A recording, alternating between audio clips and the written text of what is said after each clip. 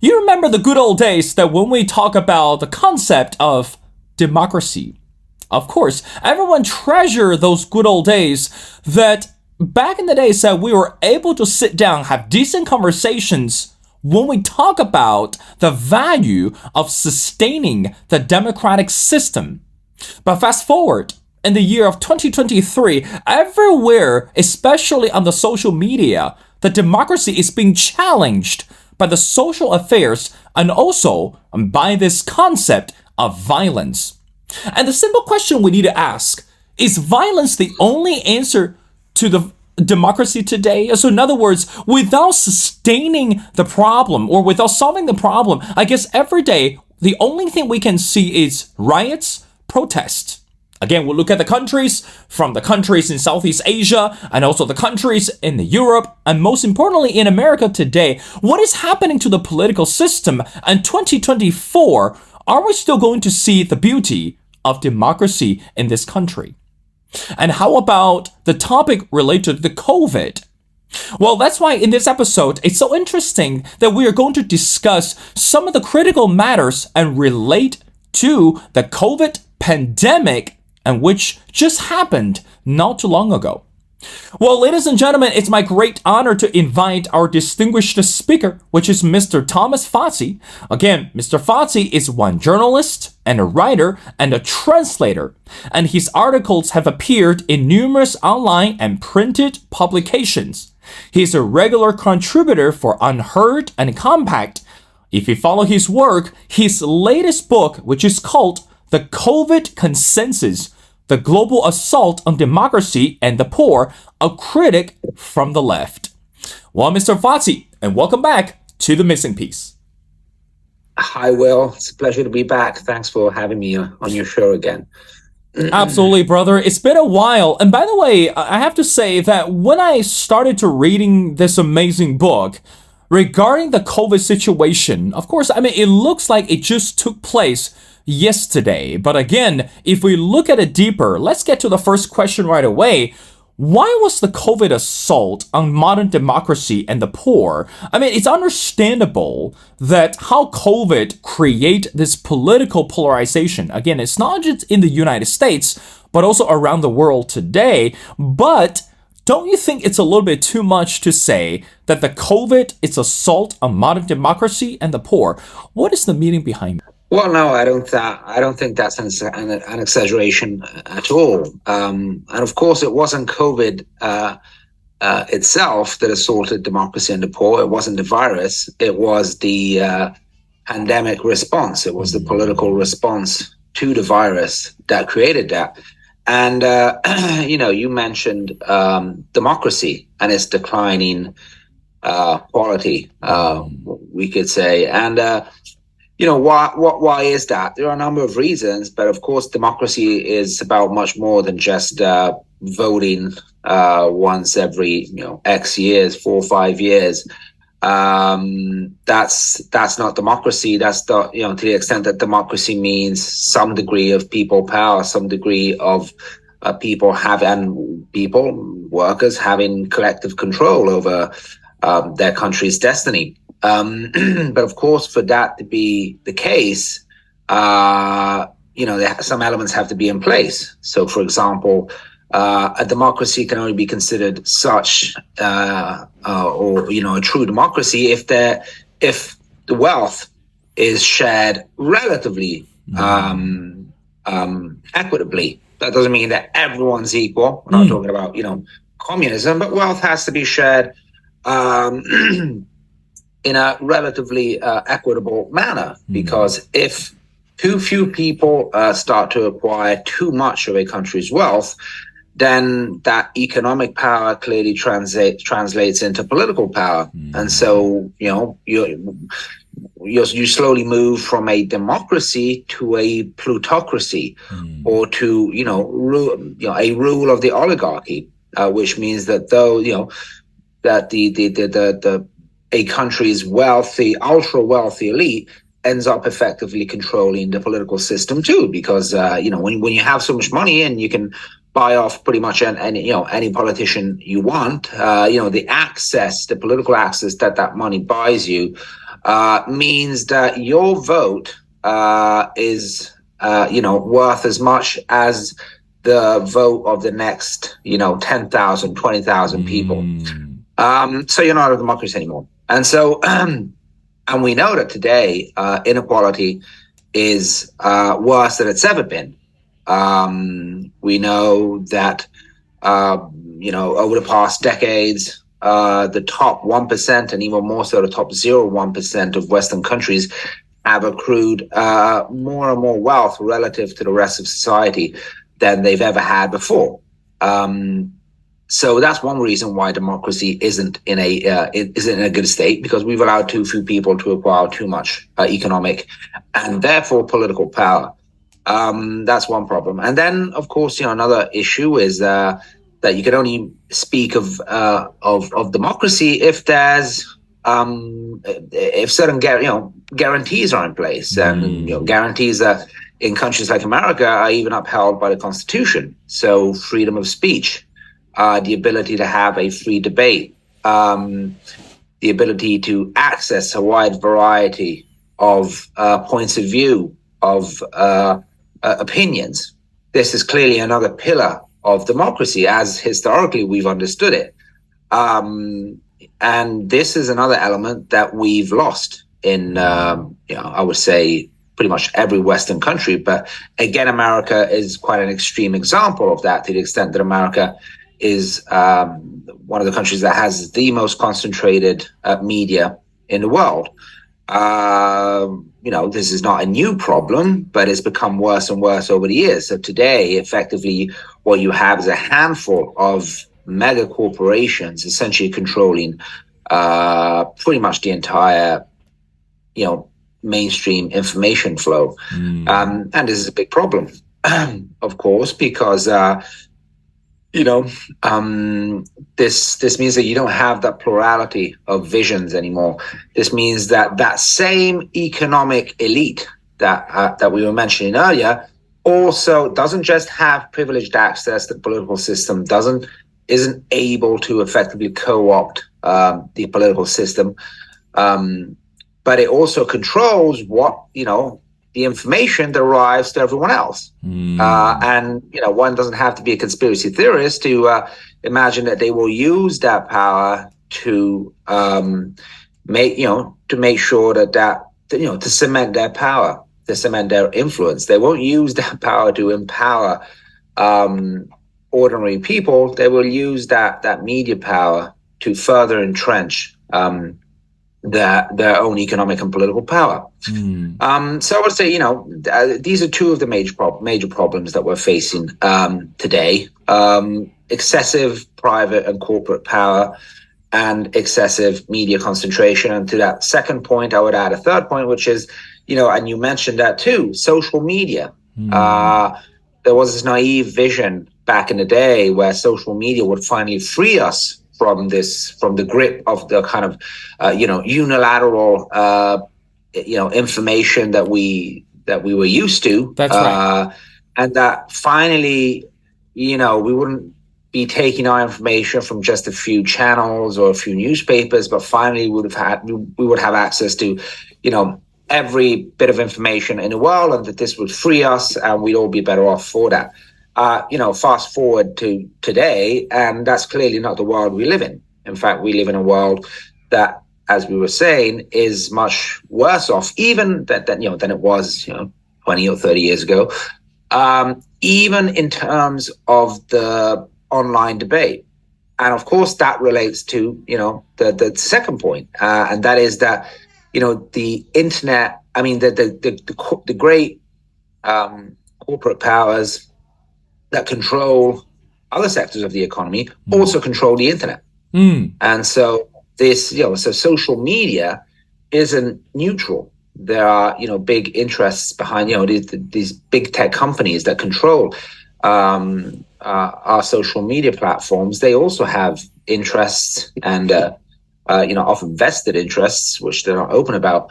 And in fact, what we know is that and I think what we've learned during the pandemic, especially, is that the information that flows through social media is just as tightly controlled as the information that flows through traditional media, and that's become apparent with the Twitter files released by Elon Musk after his takeover of Twitter, but also congressional hearings that have taken place in recent months. So a lot of stuff has come to the surface, which has revealed just how extensive the control is of the information also on social media. And so these elements were all in place before the pandemic. The pandemic didn't invent any of this. But of course, the fact that these elements were in place meant that the world was ripe for a crisis like COVID to be exploited politically in order for those in power to further entrench their power and their control over society. And I think that's what we saw during the pandemic. And this is not about, this is not about denying the existence of the virus, of course. So, it's not, the whole issue of COVID denialism is a total misnomer, because no one's denying that the virus was real. We could debate where it came from, and we can do that if you want, even though, of course, there's no clear answer to that. But that's another debate that we've been denied. But so what I think happened was that the most powerful elements in Western society sought to exploit this crisis, and they were preparing prepared for this crisis. That doesn't mean that they planned the whole thing. It doesn't mean that they deliberately released the virus into society. But it does mean that they've been preparing for how to handle a pandemic for a very long time. There have been exercises, scenarios, planning at the highest level, all related to the question, how do we deal with a pandemic, which for years we've been hearing was only a matter of time before it struck. Right. So we've been living in a world of pandemic planning for a very long time. This means that they were ready to respond to a pandemic in a certain way. And that was largely the way in which they have responded. And that is by, centralizing the response at the highest level, not just of government, but even above government. So at the supranational level, within institutions such as the World Health Organization. They had already planned and discussed the way in which information would have to be tightly controlled to fight, quote unquote, disinformation, which is exactly what has happened. And if we look at who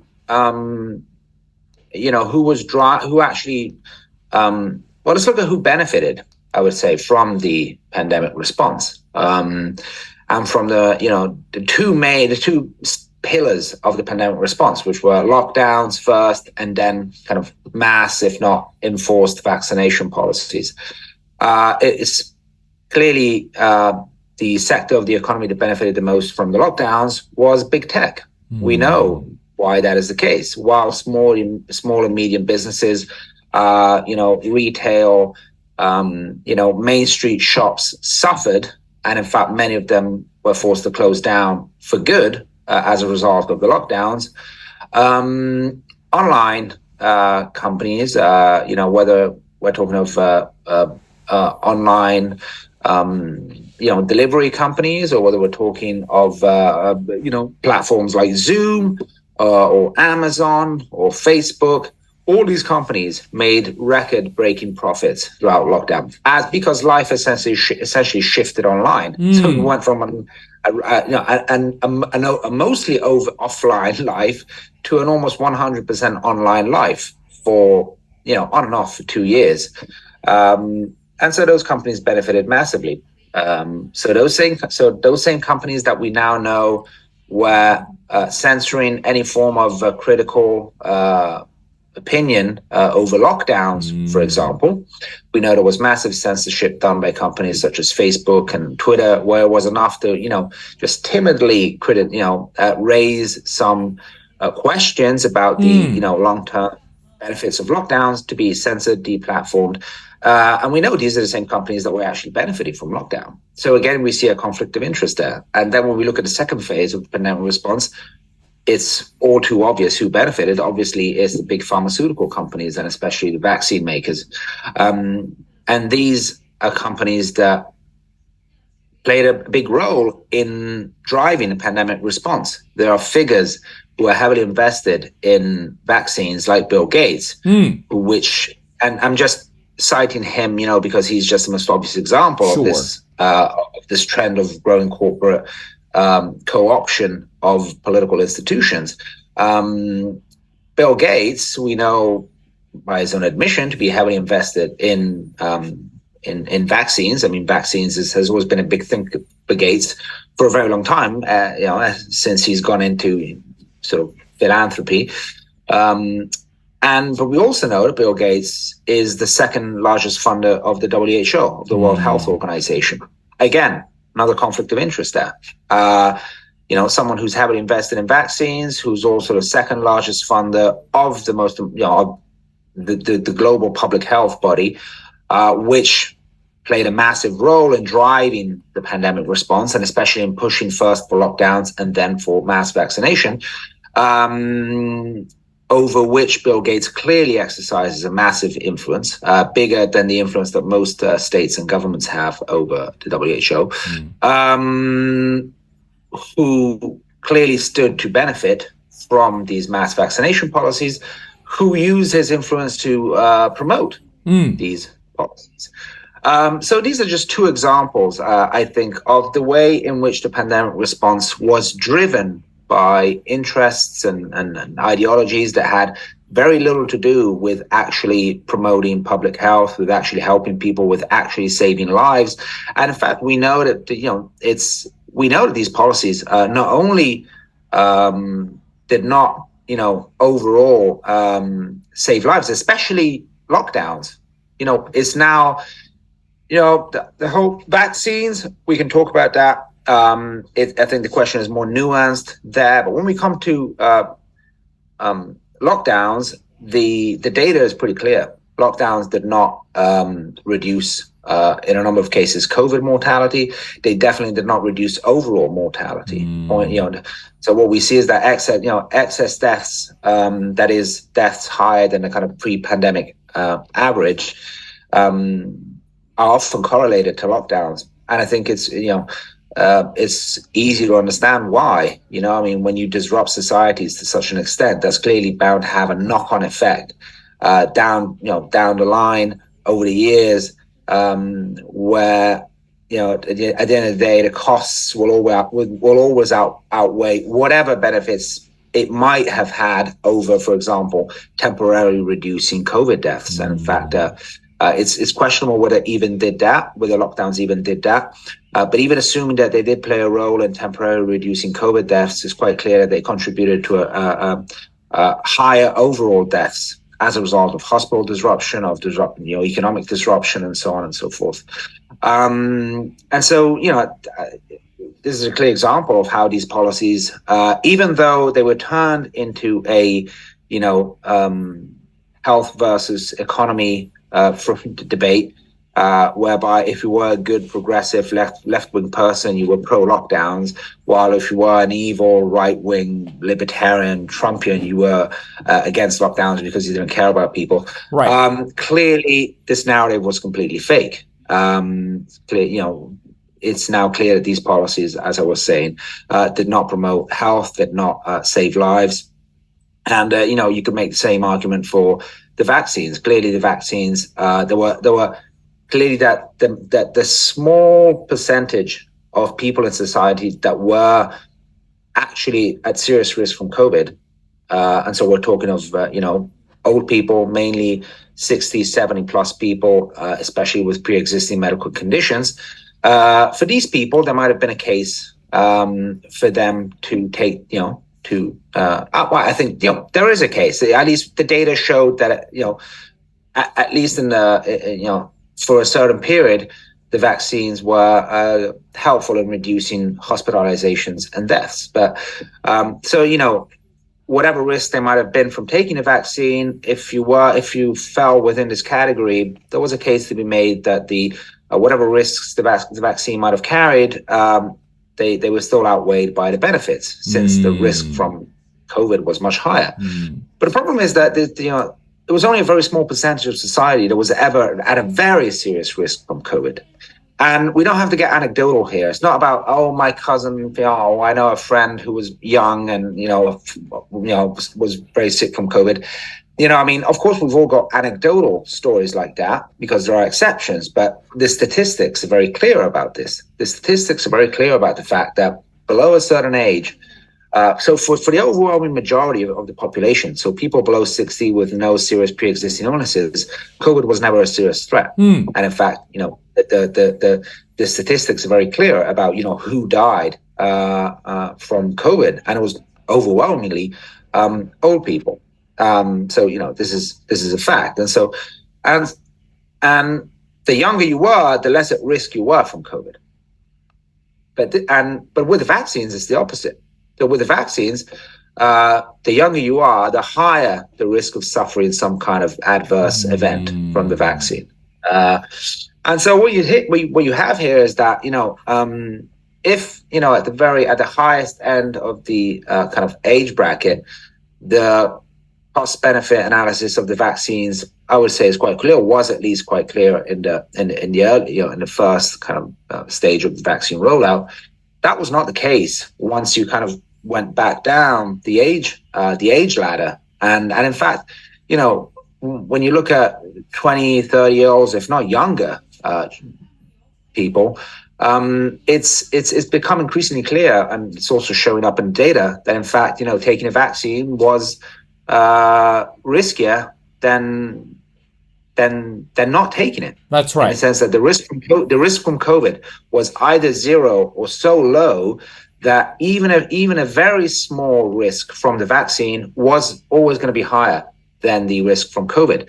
And so the point here is not criticizing the vaccine as such, even though there's a lot to say about the way they were developed and rolled out in record-breaking, speed. So there are serious issues there, but I think what was really serious about the way the vaccine policies were handled was that everyone was treated the same. And so this idea that we're just going to give it to everyone, regardless of these risk benefit differentials, based on age and other factors. I think this was very serious. And again, when I asked myself, why was this done? Was it done because they thought that was that was the best way to protect everyone? So was it just a mistake done in good faith? Or was there something a bit more ominous at play? Was profit what was actually driving these policies? Was it profit that made governments say, okay, we're not just going to vaccinate or try to force people in to get vaccinated that are seriously at risk from COVID. We're gonna try to enforce the vaccination on everyone. And clearly, if they had gone down the first route, the profits for the vaccine companies would have been, much incredibly smaller. One thing is vaccinating the kind of, say 10% of society that is, most at risk, or 20% of society that is most at risk, even though the numbers are much lower. Another thing is saying, well, let's try and vaccinate 100% of society, and they came quite close to that in the West, in a sense that at some point, we were vaccinating pretty much everyone above 6 months old, or at least they were trying to. But in a number of cases, they succeeded in reaching very high vaccination rates. And how did they do that? Through coercion, if not enforcement. Never outright enforcement, like in a sense, mandates were outright mandates were very rare. But when you resort to instruments like, the vaccine passes and vaccine passports, where effectively you're making life impossible for anyone that's not vaccinated, you're effectively enforcing a vaccine without actually having to enforce it. So these are just so overall, I would say this is the this is kind of what we try to show in the book. We try to provide a critical analysis of what happened, which is based not in not job conspiracy theories, but is based on I would say, dialectic materialism. Both me and my co-author, we come from the left, and so we're used to analyzing these phenomena from an economic and sociological perspective, and so we simply apply to the pandemic the same kind of analytical frameworks that we've used in the past to analyze other phenomena, and which people on the left used to use to analyze political phenomena. Just a few years ago, someone like Naomi Klein, kind of a darling of the left, wrote a very interesting book called The Shock Doctrine, where she explained how those in power tend to exploit emergencies and crises to further their interests. And in that case, she was talking of mostly natural crises, natural emergencies like Katrina, and so on and so forth. But clearly, you can apply that same paradigm. And in fact, we do that in the book. We can apply that same paradigm to what happened during a pandemic. But all of a sudden, during the pandemic, everyone on the left kind of, wasn't willing to analyze, to use that framework anymore. They just all got on board with the mainstream narrative. And so as people from the left, we found that baffling and worrying and kind of, disturbing. And I think that's mainly what wrote us to write this book, which, as you said, we specify being a critique from the left, because I think it's, we wanted to provide a, kind of also a different kind of criticism from kind of your standard kind of maybe libertarian, more right-wing critique of these policies. We come from a different tradition, and that's what we try to apply in our analysis of the pandemic. Sorry, very long-winded answer there. But. No, I mean, Mr. Fazi, that's exactly why I asked the question, because again, there are a couple significant points that you mentioned, but one of them, number one, there's no denying that, I know this is something that you also touched in your book, which related to the lockdown. I mean, again, the lockdown policy only worked that to some extent and for some specific countries, but it's not a global policy, and also it's not a global initiative. And the next one is, again, in your book, that you talk about the effectiveness of the leadership. And that's why it's so interesting that you touched on that during the previous answer. And that really lead to the next question is, Mr. Fazi, how much do you think, or do you agree that modern leaders across the world today were being tested and by the measure because of the existence of the COVID situation or the pandemic? Because we know that today, the last thing that we want is when we look at a crisis that took place around the world, that we don't want to politicize everything. But somehow that when we look at COVID situation, when everyone, the average citizens, granted, regardless the nationalities, regardless the color of the skins and, the background and uprisings, but everyone was looking for solutions and everyone was looking for shelter, so to speak. But somehow that this issue was so polarized or so politicized so much that we were even blinded to some extent. So again, Mr. Fazi, coming back to your point is, would you agree that this pandemic not only show us the true side of humanity and also was the testament or even tested for the leadership? What would you say to that? Well, on the issue of polarization, absolutely. I mean, we talk about that quite a bit in the book, and I think that's one of the main problems that we saw during the pandemic, where because of pre-existing trends in growing polarization in Western societies, almost, if not almost kind of, civil war-like hatred between political factions in a number of countries, most obviously the United States. What that meant was that any space for reasoned debate and just, I would say, free thinking analysis of what was happening by kind of ordinary people went out of the window almost immediately when, for example, people like Boris Johnson in the UK or Donald Trump in the US started expressing critical views of lockdowns, for example.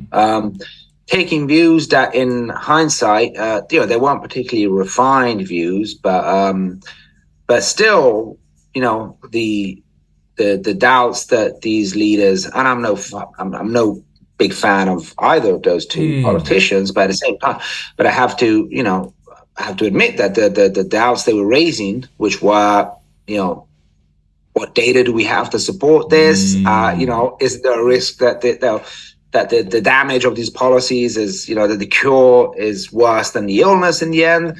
These are just basic issues that they were raising. Like, where's the evidence for, for supporting such a momentous decision of, something that's never been done before in history, shutting down entire societies, entire countries, essentially confining the entire population of mostly healthy people to, quasi house arrest.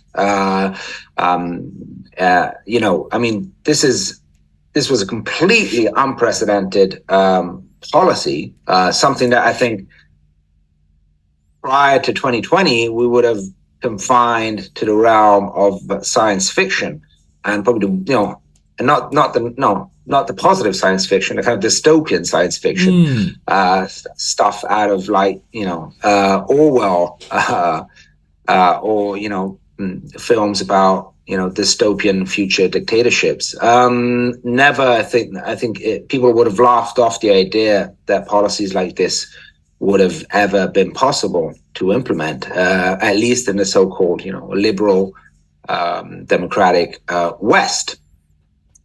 So, regardless of what one thinks of these two leaders, they were right to raise questions about these policies. And maybe they were doing it for the wrong reasons, but I think everyone should have been questioning these policies. But anyway, and so the fact that the anti-lockdown position soon became associated with people like Johnson and Trump meant that instantly it meant that the kind of one's position over what was the best response to COVID essentially overlapped with one's ideological position with regard to people like Johnson and Trump. And so, to simplify it to the max, most people on the left embraced lockdowns simply because they assumed, if very bad people like Johnson and Trump are against lockdowns and they're right wing, as a left wing person, clearly that must, I can't but view their decisions as something bad, which means that lockdowns must be, the good, progressive position to take. We're the ones that want to save lives, though they just care about the economy and they don't care about people's health. This is kind of the hyper simplification of the argument, but that's how a lot of people essentially approach these issues. And so, political polarization became a huge obstacle to any kind of reasoned debate about these policies very, very, very early on.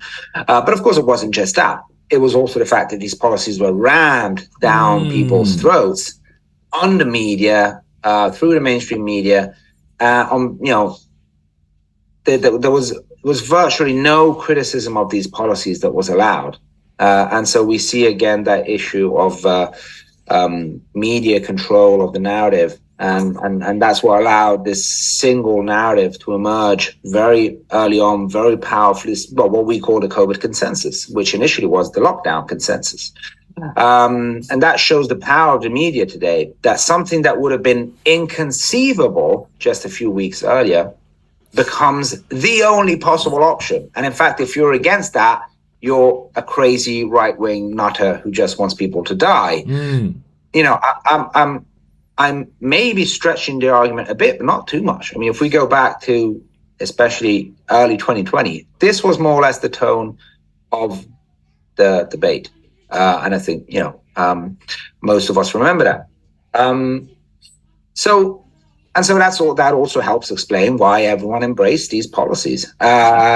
Even though they were, never tried before, never implemented before, never even conceived of before, did not represent any pre-existing scientific consensus whatsoever. Lockdowns weren't even conceived of in any of the pre-2020 pandemic plans that have been prepared by either WHO or national governments. Literally completely novel response pulled out of the hat by, first China, and then, even though the Chinese response was, I would say, quite different from the Western response, to the extent that, yes, they kind of invented lockdowns, but that was still a localized lockdown in Wuhan and Hubei region. Very a small percentage of the population and of the economy was covered by these policies. I think that about 3% of China's population live in the entire Hubei region. So that's one thing. Another thing is locking down our entire country, which is what Italy first did, and then what everyone else started copying.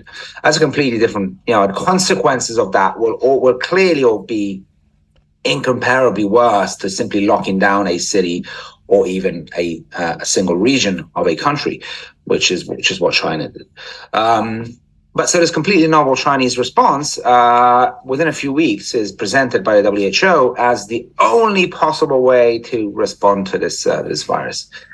And so what we see, on the one hand, a very clear consensus that is created, and I would say handed down by the WHO and then distributed to everyone else through the corporate mainstream media.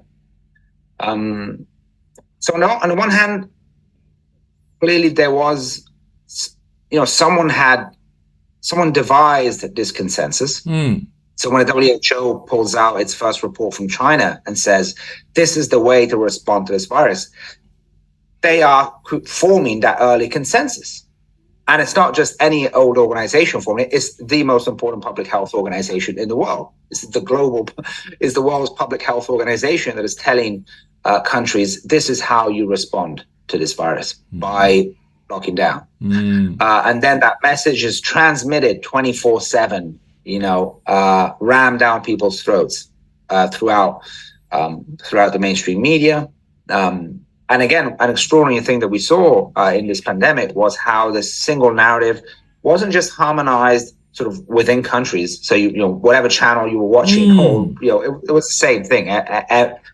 Hardly any space for debate, but it was harmonized across countries. So whether you lived in the UK or in America or in Italy, well, not all countries, but definitely certainly Western countries. But given the influence of Western governments and Western media, that clearly, slowly trickled down to most of the world, which is why, countries like Africa started locking down. And so that was extraordinary. I think it points again to these transformations that have happened in the kind of architecture of power at the global level in recent years and decades. So this, transfer of power from governments, especially from elected governments or parliaments and so on, to more unaccountable centers of power, centers of private corporate power, but also centers of supranational political power. And I think in our last chat, we spoke about the European Union, but of course the World Health Organization is another example of, this transfer of power to supranational levels, where power is almost wholly unaccountable to people. And so I think these elements help explain, how this consensus formed so rapidly.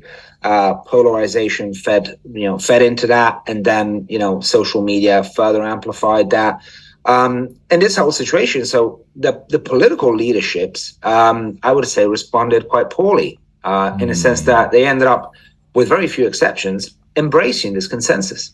I don't think, so this wasn't one big plan, I think. A lot of political leaders were essentially bullied into taking this position, because just as we as ordinary citizens felt that pressure to conform to these policies, to the point that, I had doubts about lockdowns very early on, but it took me a while to express my feelings on social media because the atmosphere was so oppressive, but that, and the violence against anyone who criticized these policies was so strong that, we were all very fearful at first to, even raise timid criticisms of these policies. At least most of us were. But that same pressure also applied to governments. So this wasn't one big, conspiracy where all the governments were on board. I think a lot of governments, they had their own reasons, I think, for viewing those policies as being beneficial. Every government, likes to have unchained power. I think that's a kind of a natural. If you tell a government, look, do you want to be restrained, and you want to be, you want to have all these checks and balances, or you want to have, unlimited, unchecked power where you can do whatever you want, just write laws by yourself, sidestep parliament, sidestep every democratic check and balance that's been created over the past 200 years, and just, you want to be free to do whatever you want? Most people in power will say yes, obviously, because that's how power operates. And that's why, we have built all these constraints, which we thought, would have avoided a situation like the one that arisen 3 years ago. So clearly it didn't work out as we hoped, because another thing we saw was how easily all these checks and balances and constitutional guarantees and civil liberties and laws and things that we had in place precisely to avoid a slide into dictatorship can actually be swept away overnight. And that's exactly what we saw. And so I think that's a lot about the nature of, Western so-called democracies. I think, it exposed to a large degree just how illusionary our idea of democracy and liberalism really is or was. So I think a lot of politicians, were happy to go along with these policies, but also felt the pressure. And I think the case of Johnson and Trump is a great example of that. We know that they initially took positions that were skeptical of lockdowns, but within the course of a few weeks, in both cases, they were essentially, I would say, forced to make a U-turn. And, they stepped in line, went for lockdowns like everyone else. So again, what does that tell us? When two of the most powerful governments in the world, two of the most powerful executives in the world are essentially bullied into making a U-turn. This speaks of power having shifted elsewhere, away from executive power to other centers of power, to the point that these centers of power are now able to essentially bully governments, to take decisions that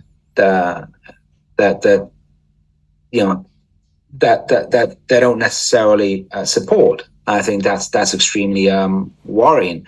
So I think this is in very broad strokes, I think what explains this how this COVID consensus sort of crystallized very, very early on, with very, very few exceptions.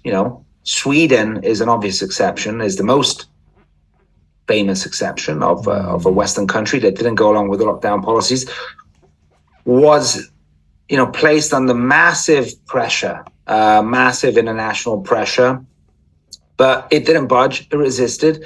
And in the end, I would say, was vindicated by the data, because Sweden has one of the lowest excess deaths in the Western world, even though it didn't lock down. So again, we see a clear example of this idea that we had to lock down to save lives, and not locking down meant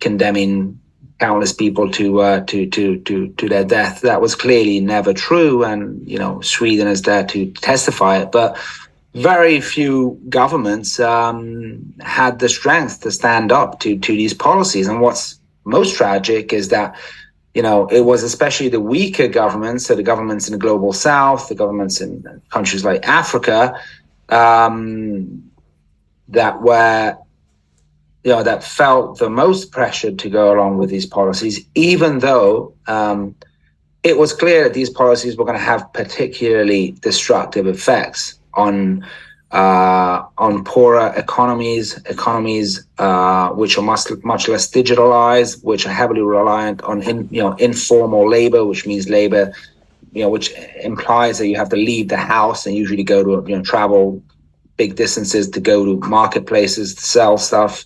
Countries that had these kind of economies were always going to suffer immensely from lockdowns, and that's what happened. I mean, the data from the global south on the effects of lockdowns is simply shocking. I mean, some studies by the UN and other bodies, estimate the deaths caused by lockdowns in the hundreds of thousands.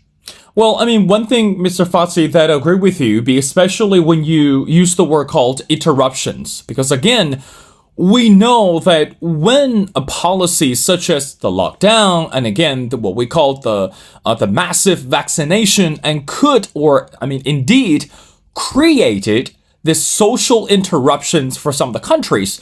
But again, I want to move on to our conversation with two more questions before letting you go.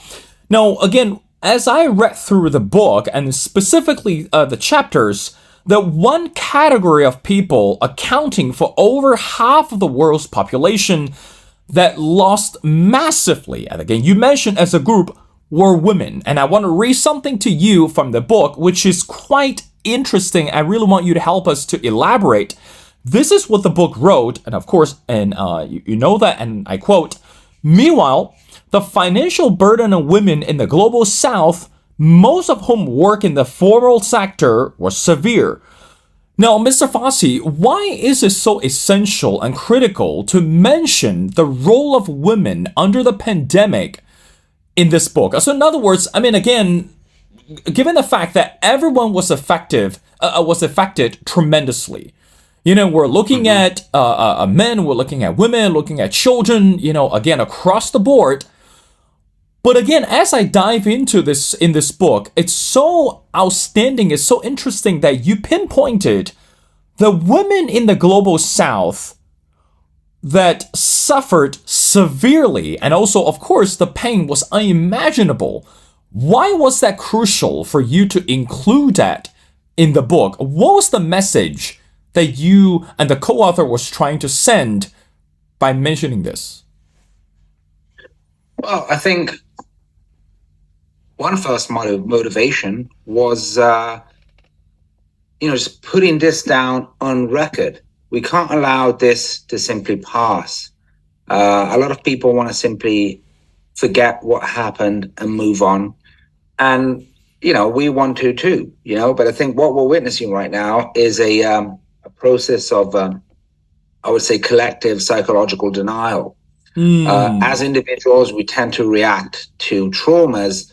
Often, there's a first stage, which is, where you tend to deny the reality of what happened. You tend to not to want to think about it. But we know that, at some point you have to address the trauma. Otherwise, it's going to keep, building up inside of you. And I think as societies, it's the same. We need to think long and hard about what happened, because what happened was extraordinary and terrible on so many levels, on the social, the economic, the political, the psychological level for everyone, for most of the world population. I mean, this is an event that affected, I would say, almost every human being on the planet to one degree or another. And this is just something. It's not something, and it's just, we can't just let it slide, especially when we consider how devastating these policies were for certain categories of people, especially. Now, I don't know if we're ever going to have accountability for what happened. I'm not too optimistic about that. But nonetheless, we felt the need to record and just have a written testimony of what happened. And I think, ours is the first book to do that. And certainly with such a, wide global scope. we wrote a book because we didn't feel there was a book out there that did this. There were books that concentrated on maybe specific countries, specific aspects of the pandemic management, but no book that actually tried to take a holistic approach, that, weaving together all the various strands, and especially compiling the consequences of these policies. And they were devastating. A lot of people don't realize just how, because of course, us Westerners tend to focus on the effects these policies had on Western countries, on our own countries. That's understandable, but at the same time, we can't ignore. Most people don't realize that a lot of these policies were also followed in the global South, where the consequences were just absolutely horrific. I mean, the UN estimates that about 10 million young girls were forced into marriage as a result of these policies. As I was saying, there are studies that estimate that hundreds of thousands of people were driven to hunger and death by these lockdown policies. The single focused obsession on COVID in poor countries like Africa meant foregoing vaccination policies against much more dangerous diseases, again estimated to have caused the high number of deaths, especially among children, which were at zero risk from COVID, but are at very high risk from other illnesses that plague African countries. The psychological effects on children, missing out in some cases on 1 or even up to 2 years of school. We know that, and the studies tell us that this has had a very bad effect on Western kids as well, because of course, a screen cannot substitute, being in a class, being in a physical environment, physically interacting with other kids. So that we know the psychological damage has been massive, even in the West, rise in mental illnesses, suicidal tendencies. But of course, it's been much bigger in the South, in the global South, where most people don't have internet access, don't have, nice computers through which to follow, through which to do online learning. And so what that has meant in a number of countries is that, these kids have literally lost 1 or even 2 years of education at a crucial stage of their formative process. And that's something they're never going to recover. If you miss a year of school when you're 6 or 7, you don't recoup that when you're 7 or 8 or 9. That's something that you've lost forever, with long-term consequences that these countries and these people are going to pay for years and decades to come.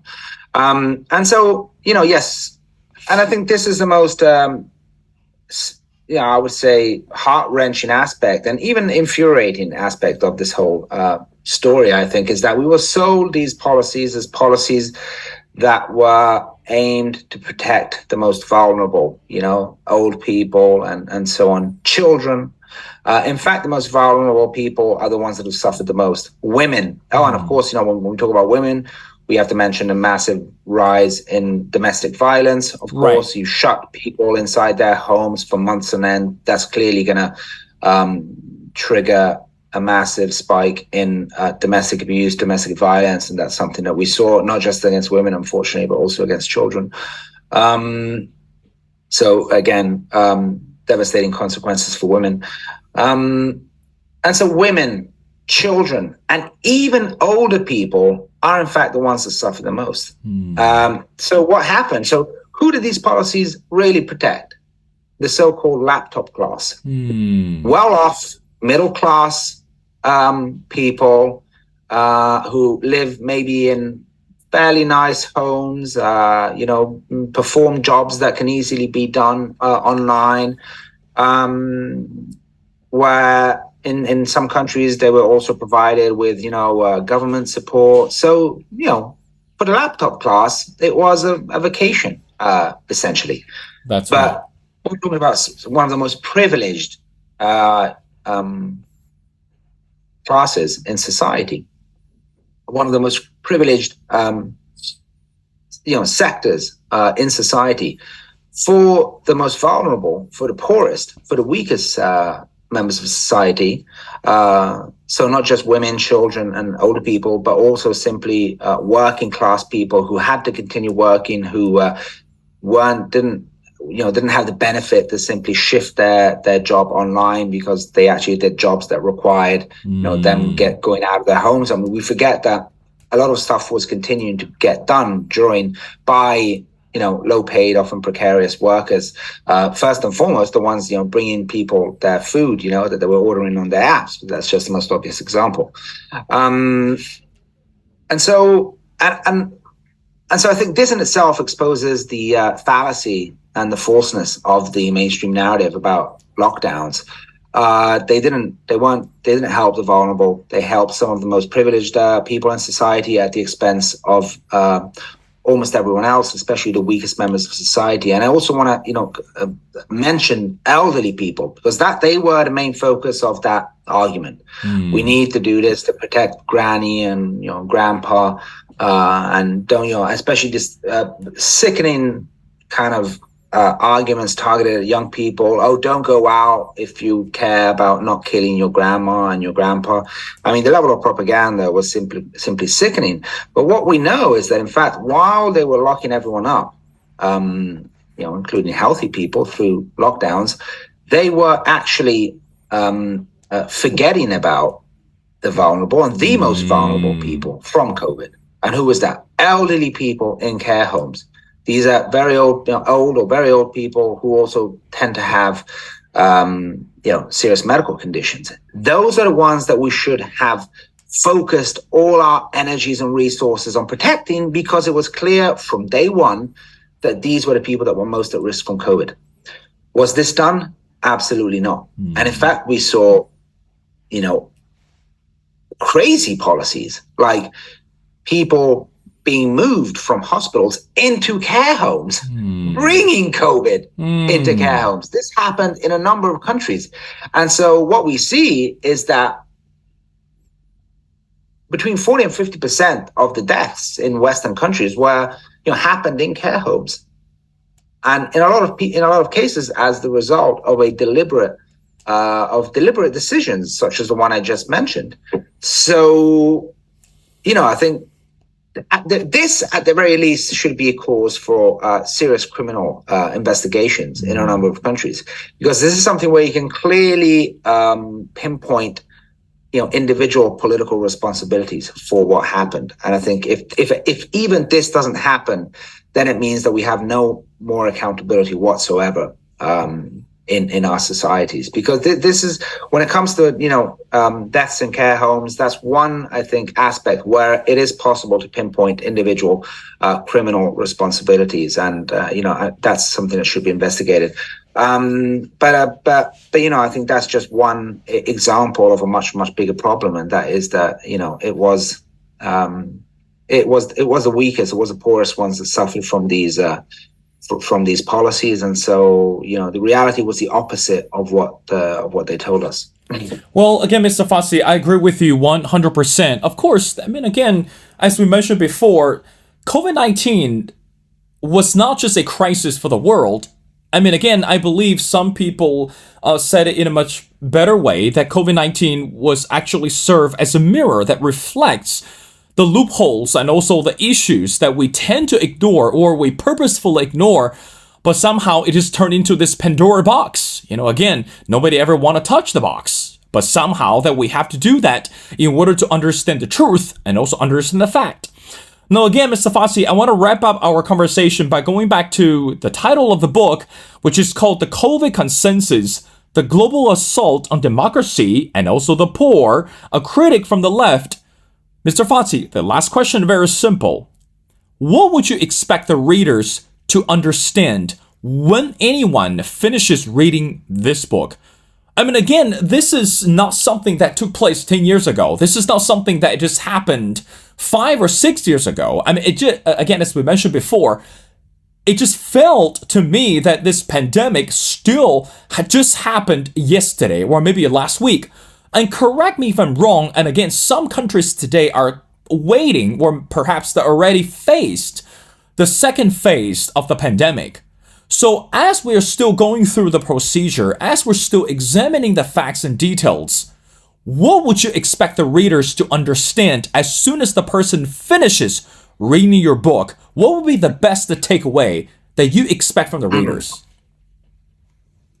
Well, hopefully, I think I would like to hope that readers are kind of blown away by all the information we've collected in the book, because I think it's we went through a great length to collect all this information. I mean, it was quite a painstaking research, and we did it so everyone else didn't have to do it. So we kind of did it, as a public service, so to speak, because I think first and foremost, a lot of people don't know a lot of their missing pieces of the puzzle. So of course, in the book, we also give our own opinions. But if you look at the first half of the book, it's mostly a chronological reconstruction of what happened. And I think just the amount of data or just the amount of information that maybe people don't know about that we've put in the book, I think that in itself is sufficient to start to maybe take a different view of events. And then, of course, in the second part of the book, we offer more of our opinion and analysis. But I think it's first and foremost, it's important for people, I think, to just to go over again what happened, and maybe try to. While we were living it, we were focused on the moment. We were focused on, we all had a kind of a tunnel vision. And so I think that's why we missed a lot of what was happening, to our sides. And so in this book, we try to, take away our blindfold not our blindfold, let's, throw away the tunnel. And, let's give everyone a chance to gain a more 360-degree vision of what actually happened. Hopefully that will get people thinking about what actually happened, and it'll convince people that we can't just forget about it. Because you say to you, it feels like it happened yesterday, but I think to a lot of people, it feels like it happened a century ago. Like I think for a lot of people, in fact, it's almost as if it never happened. It's as if, there's, normal life, and then it's kind of, 2 years, which we blacked out in our memory, kind of one big, black line as the ones you find in, the declassified documents. And then life starts again in early 2023. So I think there's a tendency for people not to want to think about what happened because, even if maybe they don't admit it, it was really traumatic for everyone. But at the same time, I think we can't afford to do that, because all the problems and all the conditions that gave rise to that pandemic response, which was so damaging, that's right, and so destructive on so many levels, on the political and the economic and the social level, all the conditions are still in place. And in fact, they've worsened as a result of the pandemic. So the economy is even more, we have even higher levels of inequality, even higher levels of wealth concentration at the highest, at the top of the capitalist pyramid. These corporations that were already influential before the pandemic have become even more influential. These supranational, undemocratic organizations that were already powerful before the pandemic, like the EU and the World Health Organization, more powerful than they've ever been. The media is more one-sided than it's ever been. And governments have become more repressive than they were before the pandemic. And so the question is understanding that, yes, the pandemic may be over, but the COVID paradigm is still very much in place. So the notion that the fact that our political classes and our economic and political elites seem to privilege this kind of response to emergencies, that hasn't gone away. And in fact, so this idea of governing people through fear and of exploiting emergencies and of exploiting crises to further entrench their power, this is a paradigm that's still very much alive. And so at every crisis, we're going to see whatever margins of democracy that are left just growing smaller and smaller and smaller and smaller and smaller. And so, for example, I mean, now with the war in Ukraine, we can already see the application of the COVID paradigm to this new crisis. We already see the same treatment of the war in the media, same attempt to impose a single narrative, same treatment, same exclusion from the public debate of any critical voices, of any dissenting voices. And so, we can again see the COVID paradigm at play there. And I think we will see, the world's full of dangers and, potential crises and emergencies. So there's never going to be a lack of excuses to, lock us down again or to implement new forms of repression and control, because there will always be excuses at hand that will allow for that. And so, one can imagine, the same lockdown paradigm being applied to, for example, the climate issue. And so, we have to lock everyone down because that's the only way of getting people not to consume too much energy. Or, one could make other examples. And so I think it's important, we have to realize that unless we address these problems in our societies, where democracy is going to become more and more of an illusion and of a distant memory. And so we can't, we can't afford to simply let what happened slide, because otherwise it's going to happen again. And the next time it's going to be even worse. Well, again, Mr. Fazi, I agree with you 100%. Of course, that two things that you said really touched my heart. And number one is we can't let it slide. So in other words, we can't pretend that what happened in the pandemic was only the imagination, which was not. I mean, it was a real lesson. It was a hardcore lesson for the entire world to understand some of the fundamental principles of democracy. And also the second thing is, again, you mentioned, I'm very glad you mentioned the war in Ukraine, is we're looking at the fragility of democracy today. I mean, again, it's not just about the war in Ukraine, and it's not just about what's happening in the United States. We don't know who's gonna be the next president for the country. But meanwhile, democracy today is standing at the crossroads, and we cannot afford to let it slide by, and also, of course, place it at the wrong hands.